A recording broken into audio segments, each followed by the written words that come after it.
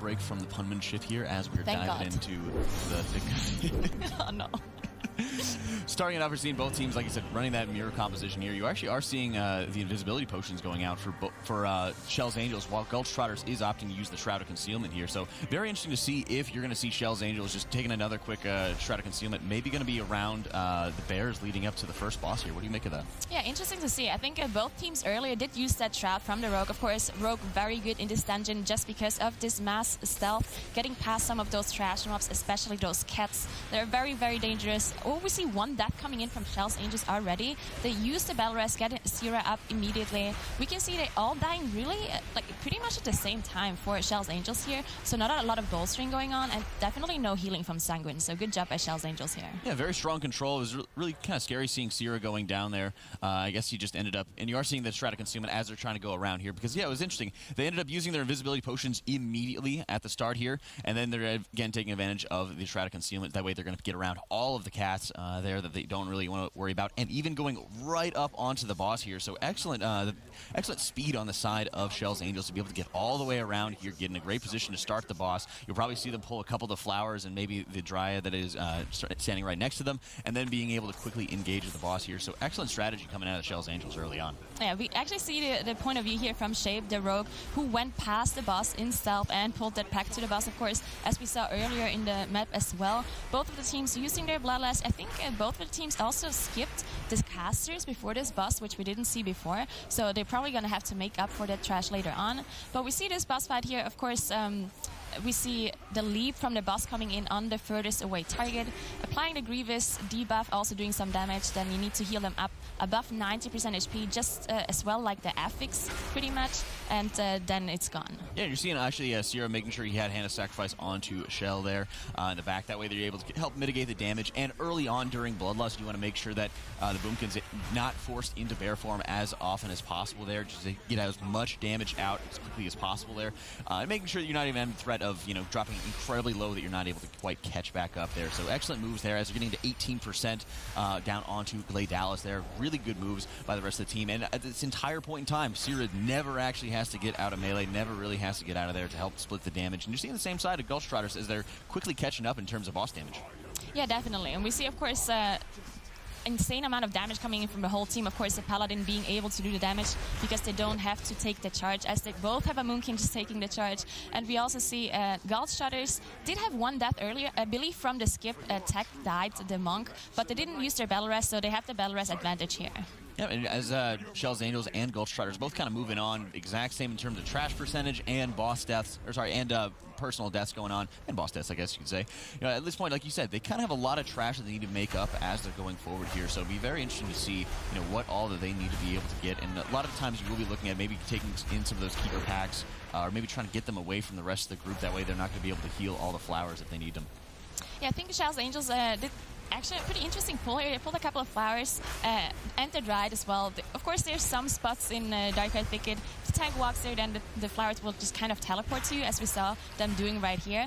Gulch Trotters is doing a pretty similar port, but we see that the health actually not as equal as for Kjell's Angels here, so bolstering might be a problem for them. Yeah, we've seen, you know, just in the last series where they were having some mobs that were just not properly taken down at once, and it just led to a full team wipe when they can gain so much HP so quickly here. So it will be something to watch out for Gulch Trotters as they're going into it here. Kjell's Angels look like they're setting themselves up to get the rest of these flowers, trying to move through those, of course, the different keepers. That way they're not going to be able to heal the flowers. Getting onto that Dryad pack with the flowers as well, getting everything all in together will make it so much easier. And when you're able to take, you know, the Repentance and the Sap to be able to move past a lot of those mobs, and then getting everything stacked together, because there's so many areas in Darkheart where you're able to just instantly have the mobs kind of teleport to you, get on top of you, get stacked, makes it a lot easier for the tank to be able to get everything together.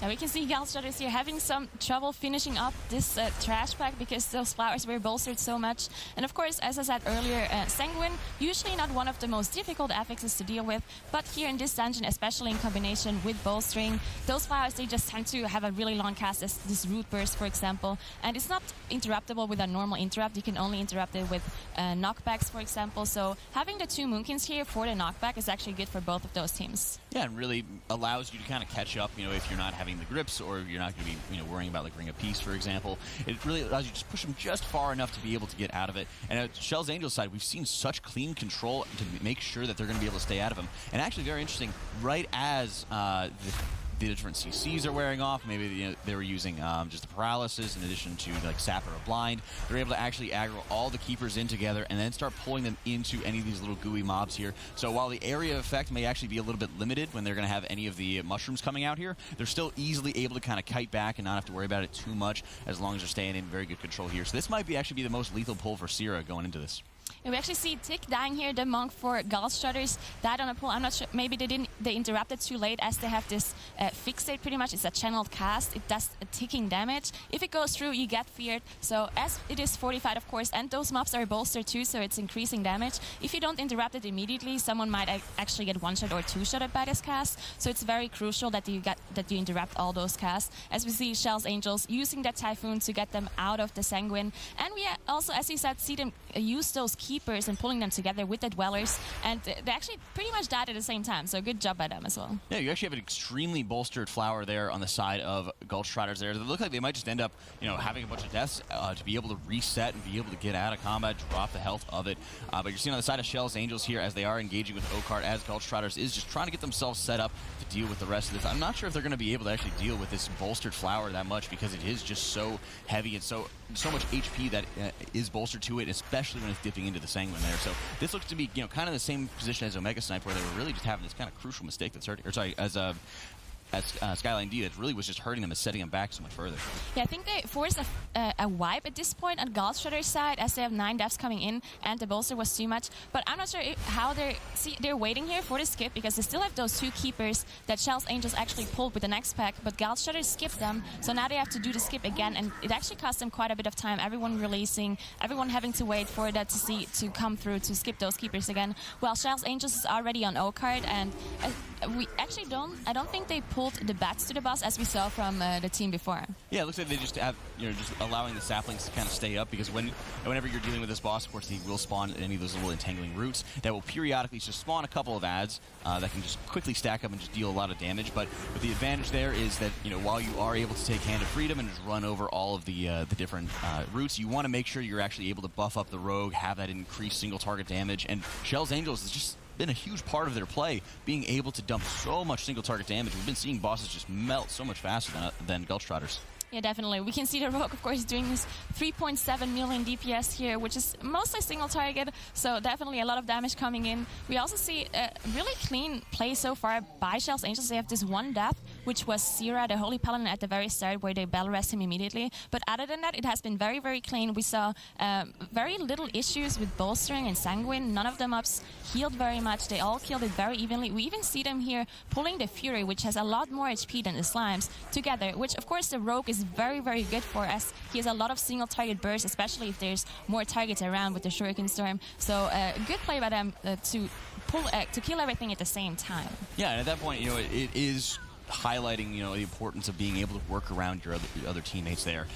Making sure that, for example, Kjell and Hujurmo are not actually just nuking everything down at once the second that they are able to. Not only for the bolstering effect, but also to allow Ashine to help really just neutralize the Fury as rapidly as possible here. Gulch Trotters, like you mentioned, is pulling those extra bats into the boss here as they're getting Okart almost down, and they will be catching up a little bit in terms of trash percentage. But at this point, with an 8 death differential, they still got a long way to go. Yeah, definitely. We've seen the 9 deaths coming in, and also Kjell's Angels already an 82%, 86% trash percentage, so they can skip a lot of trash after Dresseron, and Gulch Trotters still needs to catch up quite a bit with trash. They do kill Okart here, so they might be able to catch up if they have a special trick here coming in, but Kjell's Angels looking very clean at this point. I think Kjell's Angels' big trick really was them pulling the keepers into that extra GUI pack before Okart went out there. That it gave them so much time, so much opportunity to be able to get the extra trash percentage. That way they can skip more a little bit later on. But at this point they have, I guess, the bats and maybe one of the preliminary pulls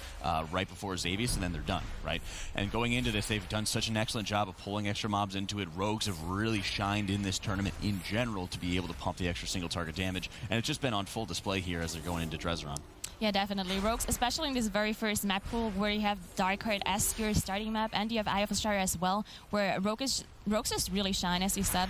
And we can see, of course, Kjell's Angels pulling all those Whelplings, walking over those X. The Whelplings, of course, do not bolster the boss and they do not drop Sanguine. So the affixes are not a big deal on this boss. It's also fortified. So we can see, of course, the Moonkin seems to do a lot of damage. Most of it is just damage on the Whelp. So although the Rogue does do most of its damage on the boss. Yeah, and you're seeing, you know, how much more quickly they're able to actually get this boss down here. And even Zero actually going at the 2 million DPS. And a lot of that will be the, you know, the cleave of, for example, Consecration or any of the DPS trinkets that he'll be running. But when you're able to have such strong single target damage and in general for Sierra to not have to really worry about healing Divine that often and just the rest of the team taking so little damage, doing a great job baiting the cave in towards the other side of the wall, then they're able to slowly kind of kite the boss over to where they need to be able to get Xavius taken down. So phenomenal control here by Kjell's Angels throughout this entire dungeon, executing so well. Yeah, very clean run so far. We see Gulch Trotters caught up a little bit on trash percentage, so they're only 1% behind. So I would assume they're doing a very similar strat here coming into this hallway. We probably see them skip most of the trash here, and we also saw Omega Sniped earlier pull the bats actually into Xavier's room. So we'll see with what strategy Kjell's Angel is going here with. Yeah, but at this point, they're actually just pulling in the double caster pack in together here. They're going to be doing whatever they can to kind of nuke them all down. They actually didn't get the summoner quite in just yet, so maybe he's just waiting on the grip to be able to grab it in time. But you do have to worry about any of those curses that the summoners will be casting out. While it is a curse that, of course, the Paladin cannot directly dispel, you are able to use Hand of Freedom to be able to remove it because it is not only the haste slow, but it also is the movement speed decrease here. So being able to actually see the Hand of Freedom going out there, making sure they're removing that, but also just able to quickly neutralize these mobs. And again, we've been seeing a phenomenal job keeping everything low together here. Yeah, the summoner, it probably was a mistake to not be able to grip it in, so I was a little bit worried that it's gonna get bolstered, but as soon as the summoner got in, we saw a Rogue switch to it immediately, and a Monk, and burst it down. We can see them use their Shroud here, going past those bats. They're probably gonna skip the last pack as well, and then they're the last boss, so they do miss 5% trash percentage, which is probably gonna be those bats that the healer, I would assume, is gonna pull towards the boss later. Yeah, we see, I believe it's the Shine and is the only one who's going to kind of off on his own. So he would be kind of the one to watch for as you're going to have the Tricks of the Trade going out onto Divine.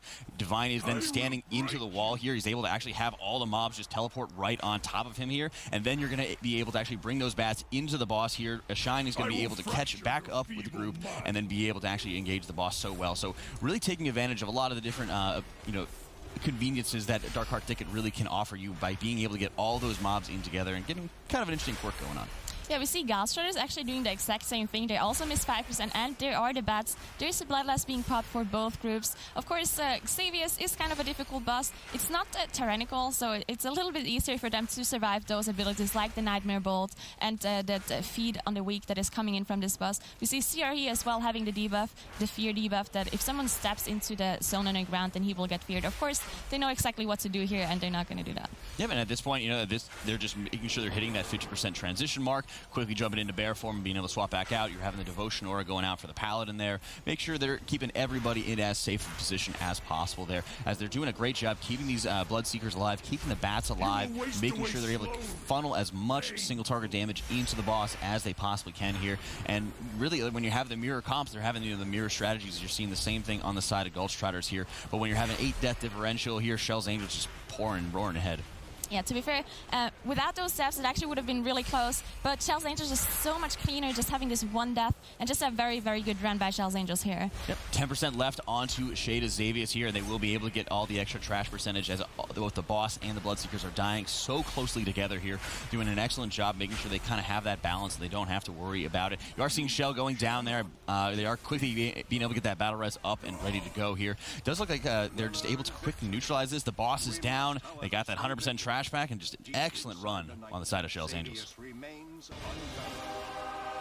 Kjell's Angels came in here again with the overall favorite, the winner in the Europe Regional, and really showing that strength in this first outing. I mean, that was just an exceedingly clean run, and it's impressive because this was a team that when we first saw them in the regionals, as I mentioned earlier, kind of had a wide band in performance. They had those matches where they looked really clean. They had other matches less so. The composition didn't necessarily always line up to what was optimal to the map, but looking incredibly impressive here. Unfortunately for Gulch Trotters, they had that one big mistake that really set them back, and when you get to this level of play, that's going to be really what separates these teams. Who makes those mistakes, who doesn't, who executes cleanly. And even if Gulch Trotters didn't have that larger mistake, I agree that it would have been close, but it really showed, I think with the keeper pack especially, and how much more rapidly they were able to execute, being able to get all the bats onto the boss for Xavius at the very end, how much better the execution was and how much more quickly they were kind of able to get ahead of the rest of the group. It did seem extremely weird having Invisibility Potion used at the very beginning of the instance, but it really showed that it was such a strong strategy going forward. Kjell's Angels taking early advantage, but Gulch Trotters will have an opportunity to snake it out in map number 2, as it will be their pick. Will they be able to? Will Kjell's Angel advance to the winner's bracket, or upper bracket rather? Don't go anywhere, we'll find out after this break.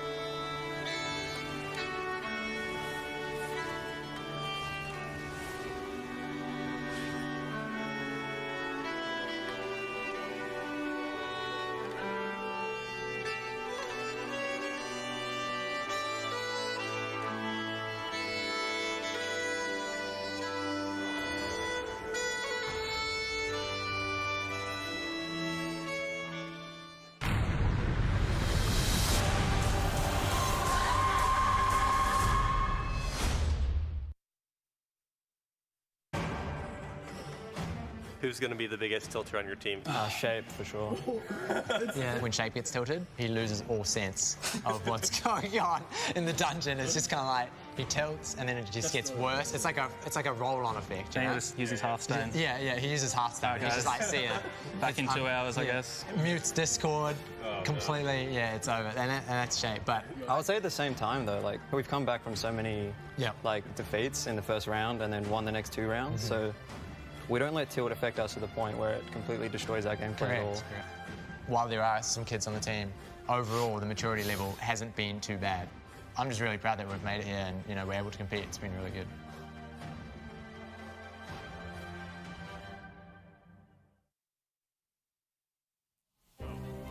Gulch Trotters down early in the series. Hopefully, Shape and his dabbing picture there aren't tilting too much. Obviously going to need to kind of muster that willpower to get back into this series. But as I was saying, you know, techniques and really this whole group, they've shown thus far that they're a fairly versatile group. You know, some of the other teams we're seeing, they have very practiced regiments. They adhere very much to the rule book. And Gulch Trotters just seem like a group of guys that are honestly just having fun doing this. And they've really shown, you know, like they were kind of joking around with each other, like, oh yeah, we have some kids on the team, but everyone's, you know, pretty mature and pretty good about it. And, you know, by seeing the interview, it just shows it's just all about having fun with this group as we're going into it. All right, taking a look now, we are going to be heading over to Court of Stars at the behest of Gulch Trotters. And Court of Stars, we kind of talked about over the regional weekends. It's a map that really pathing and the way you actually approach it matters so monumentally. And we saw teams who had good mechanics, good understanding of what they needed to do, but they didn't have a good path, really kind of suffer on this map. So this is definitely a Gulch Trotter specialty.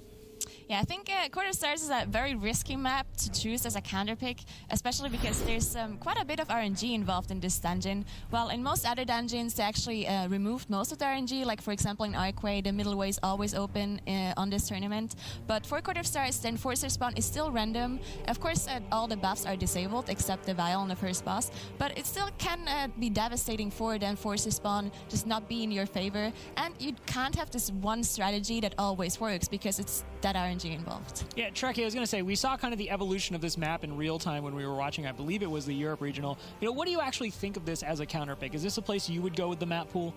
I think it's a very interesting map pick. Just as Nagura said, it's still one of those dungeons that have a little bit too much RNG for several teams to be comfortable in.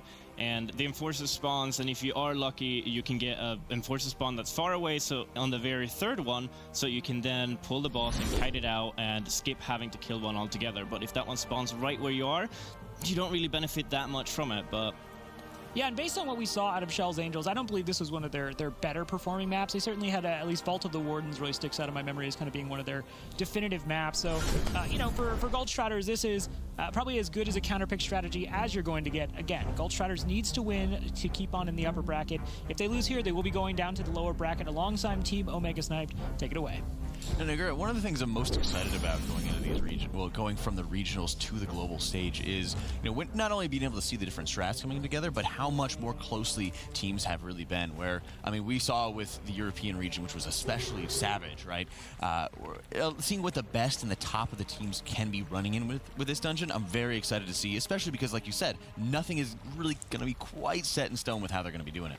Definitely, and we also saw the first map being really close between those two. Of course, there was this one mistake Gulch Trotters do, but mistakes can happen, right? So if the same thing happens as those teams are going to be really close again, if Kjell's Angels is the one team that does make the mistakes, maybe it's just going to go the other way around. But Court of Stars, as I said, interesting map choice, especially because maybe this is this trick of them thinking, oh, no one is going to choose Court of Stars as a counter map because you can't really have a set strategy. So maybe that's the reason why they picked it, and just thinking that the other team just didn't practice it at all. That's a potential opportunity, but it was also interesting if in the highlight we had for Kjell's Angels, they were even talking about, you know, dreaming up new strategies of like, oh, let's just pull everything into Court of Stars. So I'm really excited about this, and a lot of times, like you said, you know, when you're counting on everybody to kind of have the similar level, maybe that is an extra show of confidence for Gulch Trotters, where they say, no, we really think that we're the better team. We don't have to pick something that, you know, has this super defined route, has this and that, right? We're just going to win because we are going to be that stronger team. And a lot of times when you're running this mirror matchup, it's really going to be interesting to see,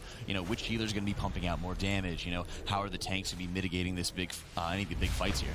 So we see both of the teams actually doing some really crazy pulls here. They both used that trap to go past the very first pull. Then we saw the Moonkins disabling the beacons at the start, and we see Gulch Trotters actually already on the boss. We see the Holy Paladin disabling those beacons, while the rest of his team is killing that big trash pull over there. Both of the teams do have their Bloodlust still, but we saw Gulch Trotters losing one player and having to use that Battle Rest already. Yeah, you're seeing actually Sierra just running ahead, making sure he's able to get all the beacons disabled going into their rev for the boss, same as Dags is doing right there. But it's also interesting we're seeing Gulch Trotters mopping up the last of, you know, the kind of the traditional mobs that you're going to be seeing there, getting everything in all together here, and both sides doing an excellent job making sure they're rapidly wiping out the trash. But Gulch Trotters does have a little bit of advantage in terms of trash percentage going into this. Yeah, we also see both of them pulling the boss now, both of them using that Bloodlust. Of course, we have the affixes Tyrannical, Necrotic, and Teeming here in this dungeon, so the bosses are going to be quite difficult to deal with. But this first boss, usually not the most difficult boss in Court of Stars, as there is no unavoidable abilities. Of course, there's this debuff where you have to jump 3 times, but most classes can get out of it. Of course, both of them also have a Holy Paladin, and they have this freedom to get rid of the debuff. And we have the Moonkin, the Druid, who can just shapeshift out of it, and the Monk can get out of it too. So this shouldn't be a big problem for either of those teams. Yeah, it's nice to be able to see, you know, when you're able to just dispel one person, freedom another, and make sure that, you know, as you're seeing on the side of Dags, he's the one who actually ends up jumping to make it a little bit easier for the rest of the team here. And he's doing a good job of just actually jumping out of melee to make sure that he's not going to be in range of any of the laser beams that are going out. You just saw on the side of Gulch Trotters, or any of that kind of like hourglass shape AoE that Gerdo will actually end up putting out here. But very important to note, I think, is just the Troll Captain health that's going out here. Like, they both pulled the boss at about the same time here, but Gulch Trotters really pulling ahead in terms of the boss damage that they're able to do here. So, whereas Kjell's Angels looks like they're pulling just a little bit of extra trash for when the boss does end up dying, it's very, very clear the disparity in damage as Gulch Trotters is just about to down Gerdo. Yeah, we saw both of the teams pulling some of the trash to the boss. Of course, none of those affixes prevent them from doing that, except, of course, Necrotic. The tank might have some difficulties dealing with all that Necrotic stacks, especially if there's a lot of mobs at once that he needs to tank. And both of those teams do not have a Warlock. Usually, when you do those big pulls on Necrotic dungeons, then you just have the Warlock go with the slow ring, so the tank, if he gets a lot of Necrotic stacks, he can just start cutting them up. As long as he doesn't get melee hits from them ups, then the Necrotic just disappears. But we saw both of the tanks dealing really well with the trash and the boss at the same time. And yeah, we see Gulch Trotters, of course, all the way on the way to the next trash already here. Yeah, but you're seeing Dags, of course, just dropping the quick Hammer of Justice onto the course of the construct there, able to skip around it, and then he is just going to run through and usually probably just end up dying here to be able to open the gates basically for the rest of the Gulch Trotter side here. You could take advantage, you could basically, you know, stealth up or use an Invis pod or anything like that, but that's usually going to take too much time or take too much damage kind of away from you and the rest of the group. So a lot of times it's easier, it's quicker to be able to just die, get the gates open for the rest of the group, and then quickly rejoin your team as they're going to be engaging with not only the Mistress pack, but it looks like they're going to be pulling the double Inquisitors as well. Oh yeah, that's a big pull coming in from Gulch Trotters here. We saw them as soon as the door opens, they were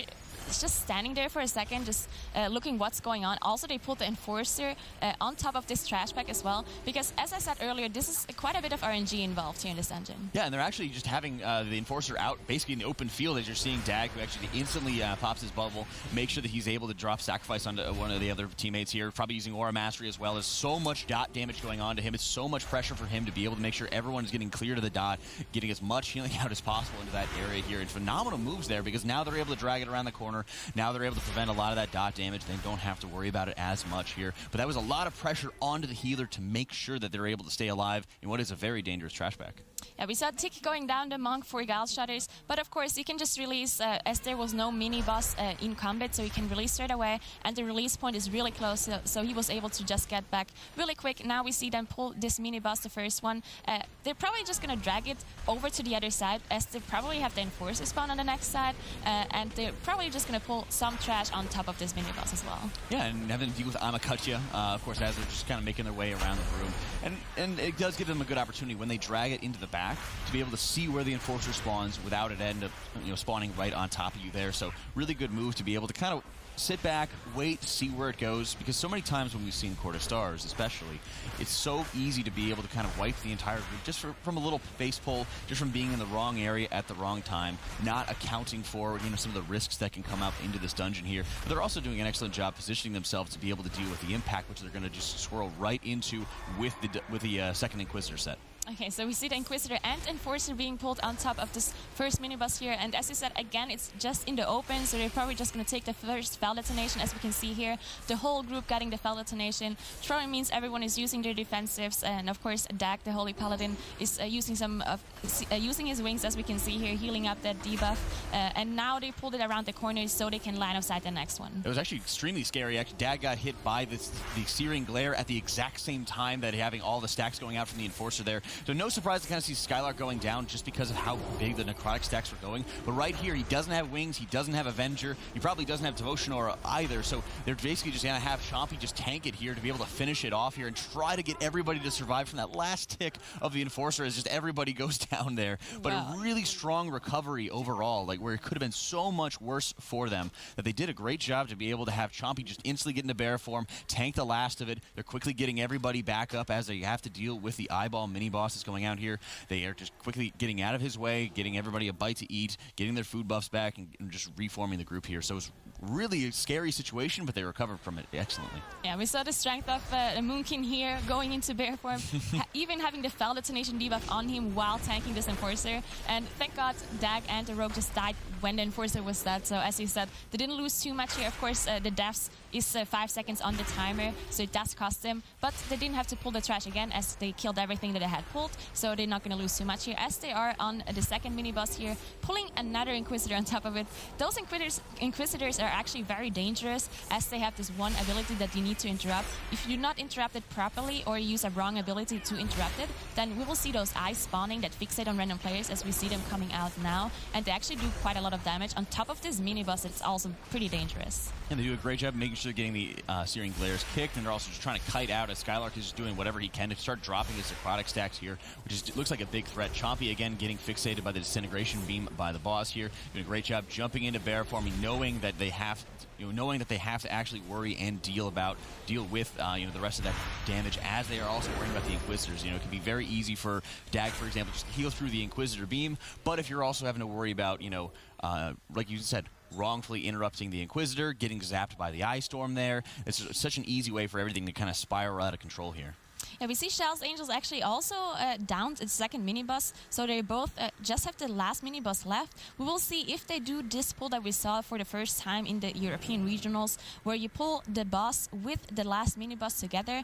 If you pull him as far away as you can, then the boss itself will actually reset, but the mini-boss will not reset. So you're able to pretty much skip this last Enforcer that you don't have to kill, because Enforcers are quite difficult to deal with, and you can pull this mini-boss with this harbor pull that we see here, and then you just get the last percentage. Yeah, they do an excellent job in terms of execution and make sure they're getting everything together, and also holding off on doing the harbor pull until they have everything that they need together. Like you said, making sure that they have the mini boss there that they want to deal with, doing an excellent job to be able to avoid the frontal stun that he does end up putting out here. But also just the positioning is so strong here to make sure they're getting out of the way of everything, they're pulling it on their terms, and also making sure they're not being too far away from, again, the second boss, Lady Flame Wreath. That way they can quickly just get all of this down and start moving on to it, because a lot of times you'll see in maybe live servers where everyone will want to do the harbor pull maybe very early on, especially in fortified situation. But it's also kind of weird if you're going to go into it on tyrannical of where you want to decide. So it's excellent they're going to be able to get the trash percentage that they need while still dealing with the mini bosses in time and skipping an Enforcer to get all the percent that they need. Yeah, Kjell's Angels actually did this pull a little bit faster than Gulch Trotters. Of course, they're 8% behind in percentage, so they have to kill this Enforcer pack here, this Watcher pack here, before they can go to the boss. Unless they want to do, like, send the healer to find the spy while the others go back and clear some trash. But it seems like they don't want to do that. They're just going to clear the last trash percentage that they need before they go to the boss, while Gulch Trotters is already on that 100% and they're ready to pull Flame Wreath here. Yep, very important to have everybody stacked up together for Talak's Flame Wreath, as you will have periodically some imps spawning up here, dealing quite a bit of damage if any of the casts are going to be getting off. So it's very important to make sure you're kind of staying on top of those as the fight is getting started here, being able to kind of rotate through, and you'll kind of see a little bit of a leapfrog from the DPSers as, you're rotating through stuns, but also rotating through offensive CDs, as who is going to be focusing on which one, because anytime any of these casts are going off, especially in a tyrannical situation, it can just spell disaster for the team. Yeah, definitely. We see Kjell's Angels also pulling the boss now. And Kjell's Angels, if you look at the deaths, to be fair, they only have 1 death, while Gulch Trotters has 6 deaths. So even though Gulch Trotters is ahead on the boss percentage, it's actually, it might be really, really close, or Kjell's Angels might even be slightly ahead at this point, because they have 5 less deaths. And of course, both of them still have cooldown on their Bloodlust, so you're going to save it for the last boss fight. And then it's just going to depend on who finds the spy faster, to be honest. Yeah, and the interesting thing thing is also in terms of boss damage is, obviously you're very incentivized to be able to keep the imps up, to be able to pump extra single target damage, but the threat that they do pose to you, it makes it so dangerous to be able to actually reasonably pull it off. So in many ways, I'm kind of looking at the healer and tank DPS to be able to see what they can actually get away with, how little of healing does both the Holy Paladins actually have to do to be able to make sure they're able to help their team as much as possible here. So you are seeing quite a bit of an advantage for Sierra on the side of Kjell's Angels here over Dag on Gulch Trotters, pumping out over 1 million DPS, just staying pretty steadily around that number as they're working on catching up to Gulch Trotters. Yeah, even though their comp is exactly the same, the damage numbers are quite different. And it might just be different cooldown timings. One team used their Moon King cooldowns right before the boss maybe, and Gulch Trotters had their cooldowns ready. So of course the damage numbers are a little bit different, but their strategy, of course, with keeping up the imps for the rogue, it's pretty much the same thing. And as you said, Sierra doing slightly more damage than Dag, but overall, they're pretty much killing the boss at the same time. Yeah, the interesting thing is also be able to see, using the extension that we have, is just the differences in terms of gear and trinkets that the teams want to actually be running with, because when they're running the mirror compositions, those are really the big areas to kind of run with. And you're expecting that at a top-level play from, all these teams across the world, maybe seeing a little bit of the differences in theory craft, where what do they want to actually run with, what are actually some of their strengths, what trinkets and items they think are actually going to give them a better advantage here. Yeah, we see, of course, Gulch Trotters already trying to find the spy. We see, of course, them using the Sky Step potion to be faster. They probably have a set rotation. For example, let's say the Holy Paladin goes top right, someone goes top left, and then you just figure out trying to find the spy as fast as possible. Of course, none of those teams do have a Demon Hunter or a Prot Paladin, so they don't have that spectral side to find the spy faster. So they do have to look at the clues and search for the spy themselves. Yeah, you're actually seeing Sierra getting kicked out of the party there as he guessed incorrectly as to which spy it would end up being. We also have to look at how long it has to take to actually grab the spy, if they're going to be a top floor, bottom floor, the extra little bit of time it takes for them to kind of walk across and be able to get everything open there. Gulch Trotters already found theirs and are engaging with the Dreadlord there. Not named Jaina, is actually named it, Garaneth the Vile. Very important to make sure that you're getting it down as fast as possible. And when you're in a tyrannical situation, it's usually not too bad to worry about any of the extra damage coming out, but when it is still a 23, so they really have to make sure that, rotating through personals, but also making sure that the Shadow Bow Volley debuff that he does put out is just allowing it to fall off before the next hit comes up. So you may actually see a couple of the DPS just kind of hang back just a little bit if the debuff hasn't quite fallen off yet. Definitely. We see Gulch Trotters, the miniboss is about to die, while Kjell's Angels just engaged the miniboss, so they're a little bit behind, as I said earlier, but it's still a 5 death difference, so it will all depend on the damage on the last boss, especially since both teams have their Bloodlust ready, and as I said, the team comp is pretty much the same, so their single target damage should also be the same. So it's going to be a very, very close matchup between those two.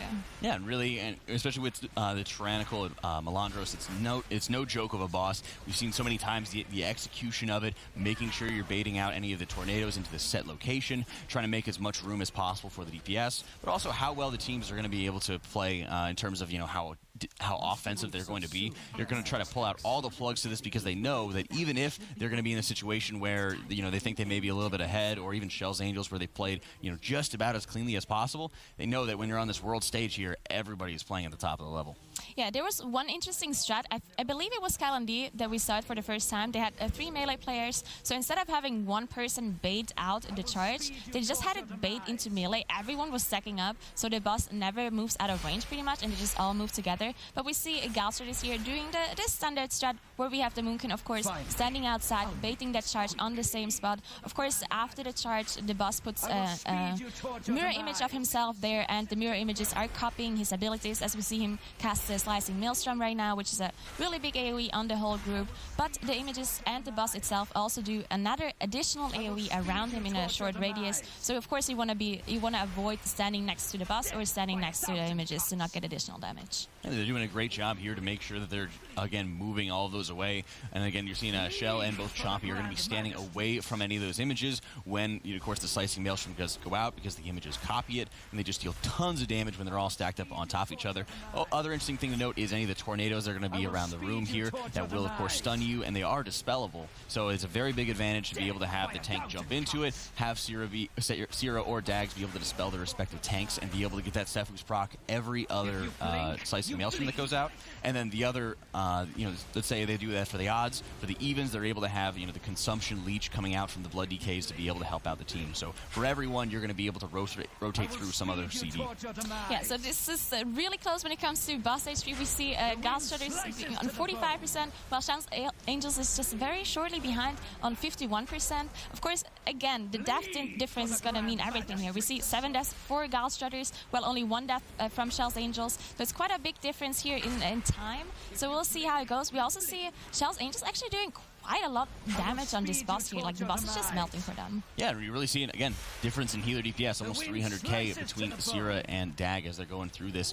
And that really goes to show just how many little advantages can you take from your, you know, your strategies, how much more risky can you play, you know, how well is your team just breaking down, organizing all the different defenses that are going out to this. And Shell's Angels looks like they're just closing the gap continuously, as there's only a 30-second differential that Shell's Angels more than is catching up on. Yeah, definitely. We see Shell's Angels was not their map pick as it was Gulch Trotters' pick, counter pick, of course. We see Tick dying here for Gulch Trotters. They do not have a battle rest. That means it's going to cost them not only 5 seconds more, but of course it will take them a lot more longer to finish off the boss here, as it is still on 17%. So it means more and more that Shell's Angels are actually going to 2-0 this series as they're about to kill the boss with still 2 battle rests alive. Just a very, very clean run by Shell's Angels, even though it was not their map pick. It wasn't, and you also saw, you know, twice that Tech had actually died on this boss specifically, right? And this is the execution. Even when, you know, the baiting is just about as perfect as it can be and as well executed as it can be, you still have to make sure you're dodging through all these things. And Shell's Angels has just played this instance so cleanly here and has caught up just and absolutely just destroying this boss here. Excellent single target DPS as Shell's Angels, like you said, the 2-0 sweep. Yeah, well done by Shell's Angels, coming in after winning the Europe Regional and proving just how good they are. And again, we don't see a whole lot of just 2-0 sweeps in these series. It's generally something worth a little bit more back and forth, but Shell's Angels played not only extremely cleanly, but they managed to balance that while also just putting up great numbers in terms of damage. And that's, you know, that's something we don't oftentimes see. We generally see teams willing to play a little bit more recklessly and rewards them with some more damage, maybe bigger pulls, but Trekkie, what did you see off to the side there? Because Shell's Angels just put on kind of a clinic there.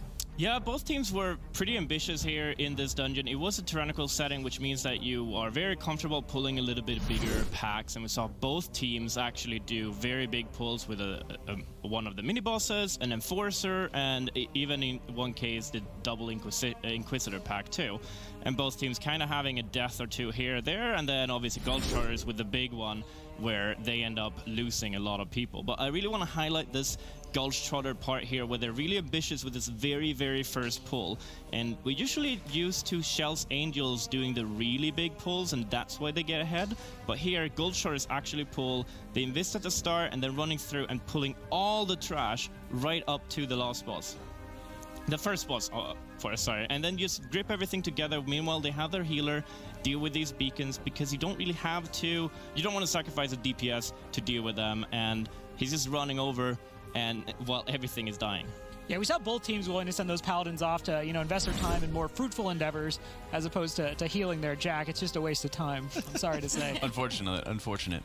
Yeah. I mean, but even then you're saying, yeah, oh yeah, they're used to do the mechanics, or they're used to be able to find this and that. But I also really have to highlight Zero, who was just doing tremendous damage in comparison to his counterpart in Dag. When you have this mirror composition coming out and you're able to say, every single boss fight, I'm pumping out another 300, 400k DPS over you, and that makes just a crazy difference, even without those extra deaths that Tech had at the end. Right, when you see the mirror comps, you know, when you have different compositions, you can kind of say, well, this is supposed to do this thing, this is supposed to do something else. When you have mirror comps, right, it essentially just comes down to who executes better, who performs the roles better.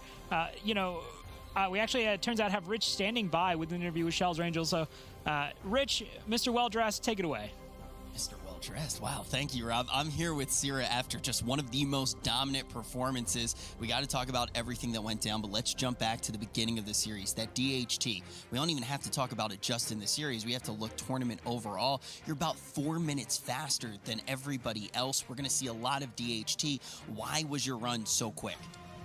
I think it's just practice. That's one of the dungeons where we knew it was going to be the first map. The first map in the first game as well is so important. You just need to spend as much time as you can in it. You know, back at the practice room, I think everybody at one point, all 6 teams, in the practice area were in DHT at one point, just, you know, trying to get the strats, find the right way to do it. I think we did. Definitely, the knowledge of knowing that that's a map that you're going to need to put the time in on, very important. But you talk about knowledge that you actually had before we even jumped into this interview. You're talking about, like, okay, we're doing the run. That obviously, you don't know how the other team is doing. Even in this, you said that there were points where you guys were a little bit nervous. You didn't exactly know how you were going to do. First pull was a little bit shaky. We missed a spell. I think nerves maybe got a little bit of the better of us, but we picked it up, and I think we made up quite a bit of time, actually. Some of the segments between bosses were not faster than they've ever been, but they certainly felt smoother than usual. Let's say that. All right, guys, well, we're going to head back to the desk, but that was a 2-0. Not something that's easy to do, not easy to take down that counter pick. We got to keep our eyes on Kjell's Angels. Yeah, thank you, Rich. Cyril was someone who, as we were talking to the players, just seems like he really does have a great head on his shoulders. He's very composed, very evenly tempered. And again, you can see this as a team that really kind of has grown over our eyes. And now they've reached this point where, I'm legitimately worried for other teams in the tournament. Is this their final form? Is this that boasted European strength they're going to see? Nagura, is it a proud moment as a European WoW player? I'm very proud. Not only are they European, they also have a Moonkin player. So I'm very proud of them. It was very clean runs by them. Especially, I'm very impressed by this Court of Stars run from them, because as I said earlier, it might not be a map that they expect to be counterpicked on, because it does have this RNG in it, and they might just be thinking that no one is going to pick this map. So that they were prepared for this, and it was not even their pick. It's just very impressive how clean their run was and how they managed to pull it off. All right, well, let's talk Gulch Trotters just a little bit here, because I think what we saw from them is also pretty encouraging. The Dark Heart Thicket time, they had both teams where actually it seemed a pretty decent bit faster than the first two teams we saw over the course of the day. And Gulch Trotters just feels like if they can avoid tripping over themselves rather just a little bit, they could be right there in striking distance, and certainly a team that we should be watching in the lower bracket. Trekkie, are there any specific things you'd like to see other than execution and not making mistakes done differently? Yeah, I wanna highlight a little bit with Gulch Trotters, as you said. Like we said, Kjell's Angels did a very clean and very good Court of Stars. That said, if they didn't lose techniques at the very end on the last boss, they would have done a faster run. They would have lost in deaths, which also obviously cost them time, but they was really showing why Court of Stars was their pick. They were comfortable in it, although had a little bit of a setback there twice that costed them the game.